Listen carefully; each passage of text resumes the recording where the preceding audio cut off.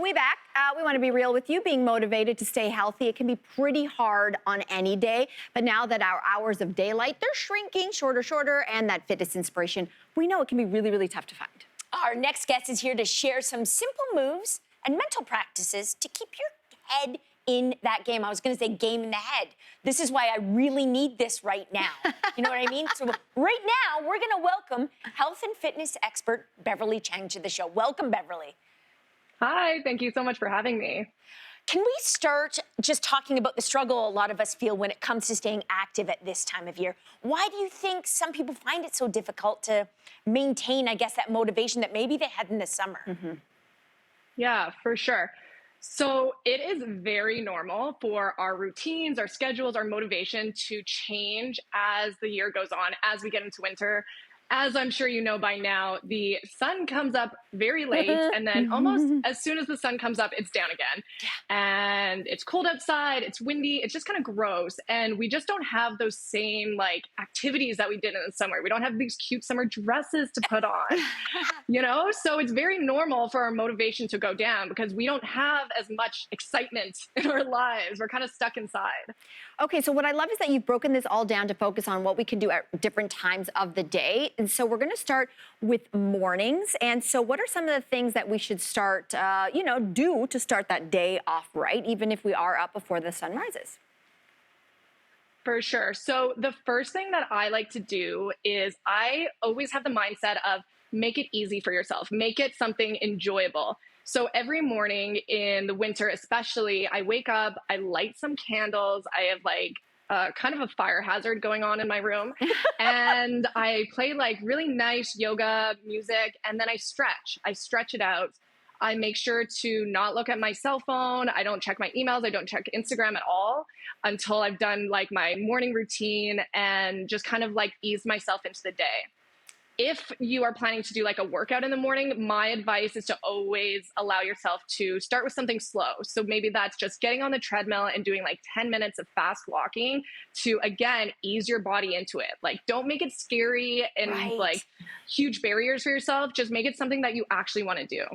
Speaking of something we want to do some stretches that you do every morning. And so we're going to follow along. And because you're in your home and if someone's watching us, you're at home, in your slippers, we're going to encourage you to do some of these or all of these with us here in studio. So Jess, shall we join Bev? Take us through, Bev. Join me.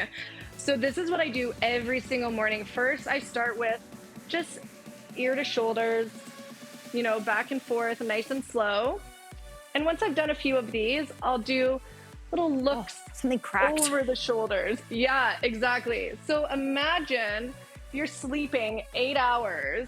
You have zero movement going on up in here. So you're going to be really stiff when you wake up. Yeah. The next thing that I do is that I'll put my hands gently behind my head. Okay. And then just do little side bends. And it's okay if you can't go super far. You can just go a little bit. Just getting that movement in your spine, in your upper back is still going to be so good. Yeah. And the more you do these, the deeper you'll be able to go. Yeah, I am stiff, but this is already feeling good. How do you feel, Jess? I feel really good. I like this one a lot. Me too. And I can feel it in places I wasn't expecting, if that makes sense. Where are you feeling it? I can feel it even in my hips a little bit doing this one. Yeah. Yeah. So the third one that I'm going to show is a little similar, but it works different muscles. So you're going to do a full lean. Oh, I'm going to like this one. This one is my fave. It's a fan fave. And then the other side. Okay, this is great. Now this does go all the way down the sides of your hips and pelvis. This is even more muscles, I feel. So you'll notice we started with our neck, we moved a little bit into our upper spine, and now we're moving into our low back as well. Okay, love that. Okay, 3 simple stretches. Love this, and we can do this, I think, very, very easily. Yeah. But listen, whether we're back in the office or still working from home, the bulk of our day is actually spent at a desk, or the kitchen table. What advice do you have to keep up our energy throughout the day? So the number one thing that I recommend, and it's actually so simple to do, and we often forget about it, is to just try to get up once an hour. So it doesn't have to be anything crazy, like literally just go to the bathroom, fill up your water bottle, go bother another employee, fold some laundry. Like just getting up once an hour is so beneficial for our body because we're sitting all day, you know, that's not like a very natural position for ourselves to be in, and everything gets very tight.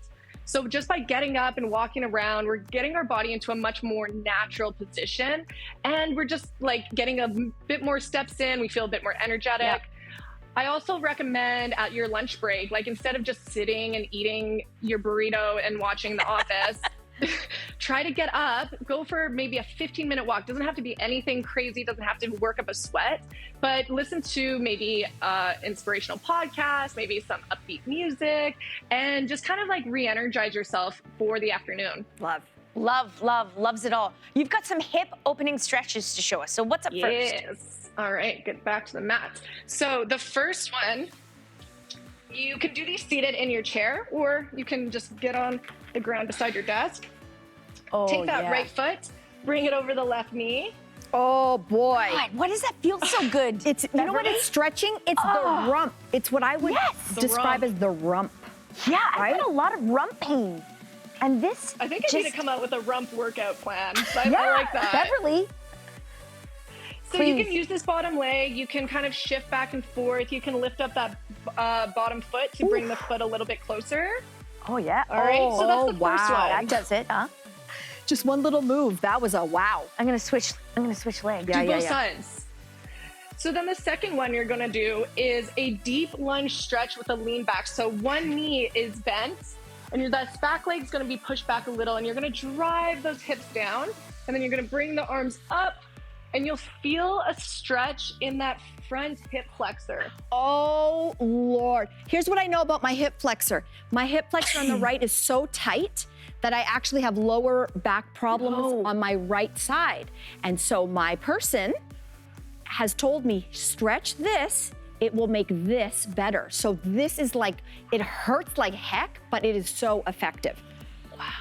And yeah, that's a very good point, because when your hips get so tight from sitting all day, you'll notice it goes to different parts of your body. So like you said, your lower back, maybe some hamstring tightness, maybe a lot of like imbalances in your glutes.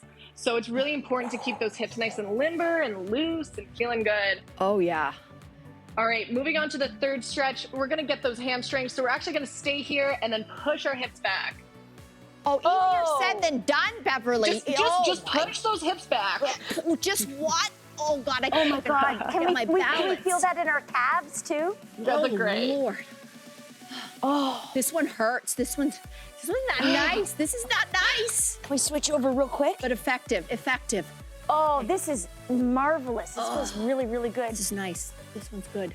Oh, I need that. We gotta ask you, what's wonderful about your approach to health is that you put just as much emphasis on your mental health as you do your physical health. So why is that so important to you? So what I've learned as my years as a trainer and a fitness instructor is that your mental health plays as big of a role in your physical health. They work together in tandem. They're like a cycle. So you'll notice, like, on the days that you wake up and you're feeling kind of down, maybe it's gross outside, you're not feeling as grateful for your life, those are the days that you don't really want to work out. You're not very excited to move. On the other side, the days that you miss your workout, the weeks that you get no activity in, you notice it in your mindset almost immediately. Like, you don't feel as good. You don't feel as positive.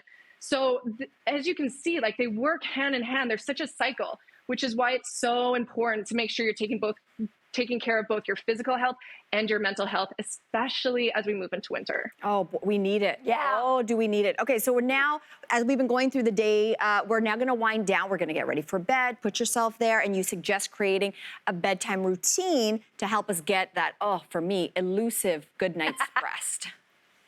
Yes.